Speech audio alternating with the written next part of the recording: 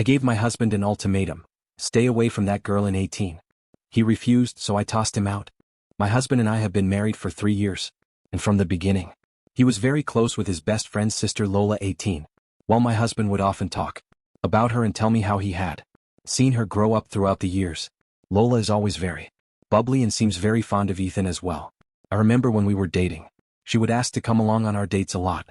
When we announced our engagement, she asked my husband to better not forget her after being a married man, and to still hang out with her. So we moved to a different state and kind of lost contact.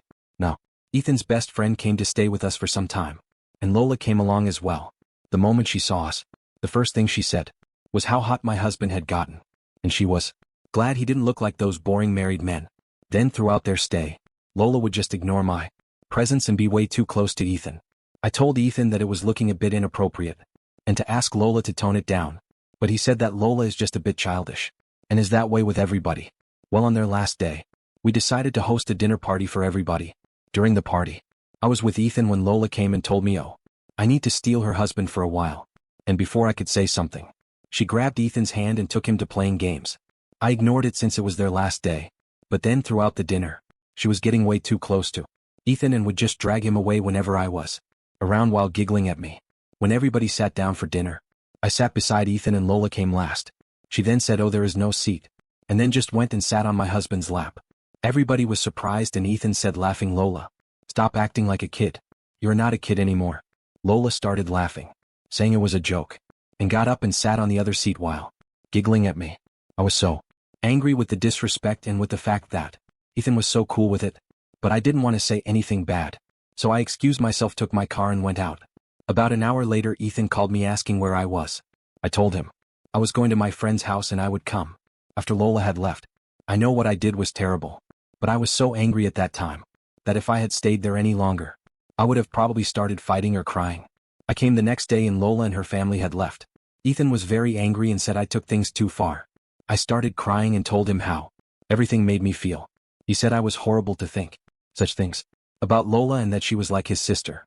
I told him that I was not doubting his intentions, but I was hurt by how disrespectful Lola's behavior was, and he was enabling her by not saying anything. He got defensive, saying that I sounded ridiculous and couldn't even take a joke. I said regardless, I don't want her in my house again. To top it off, Lola sent a message saying that she was sorry about making me so insecure in myself, and that she would make sure to make me feel better. But I should not have left, as it was pretty childish and kind of spoiled the mood. Felt so backhanded. Care just left me and I replied, "Don't flatter yourself. I will never be insecure about someone like you, who is nothing but a birth certificate.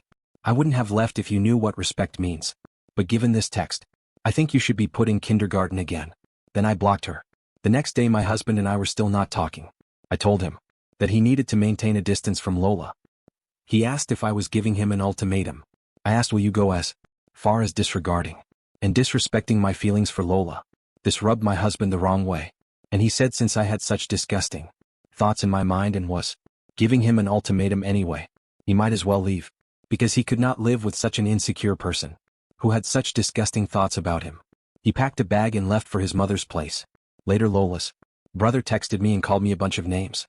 To think like that about his sister, saying Ethan should just leave me, and that a disgusting person like me deserves to be alone. Update: I learned that during the dinner there was Lola, her brother Sean and his girlfriend, and their cousin Derek with his boyfriend. So I called Derek and asked about the situation and what happened after I left. He was sympathetic and said that after I left, at first they thought I would come back after some time. However, things were awkward. But when I didn't come, Sean's girlfriend told Lola that she was so disrespectful for doing that. Derek and his boyfriend also said the same thing. Lola started crying, saying they didn't have to corner her and attack her over a silly joke that she didn't know would get so out of hand. She then left the room while crying. Sean's girlfriend also texted me, saying she was sorry for what happened. I told him Sean's message was inappropriate, but she had no idea about the text, so I sent her a screenshot and asked her to tell Sean not to harass me again. She was very apologetic and said she would talk to him. No. My mother-in-law called and asked what was happening, as Ethan didn't tell her and only said we argued. I eventually told her everything. She was furious at my husband. Now that I had a week to clear my mind without my husband, I realized how little respect he has for me, and that he could not see why I was so mad. I realized that I could not be with a man like that. I packed all of the stuff that he left behind and put them outside the house. I also changed the lock. Last night I woke up with him banging on the door and calling my name. I quickly got up and looked at the peephole. I asked him why he was there. What do you mean I live here? Why is my stuff outside? I quoted his last statement to me. He doesn't want to be with an insecure woman like me. And he should go now. Because he is not welcome here anymore. He went from angry to pleading, saying that he does understand now and letting us talk. But I did not. I went upstairs and went back to sleep. Thankfully, my neighbors did not complain about the noise.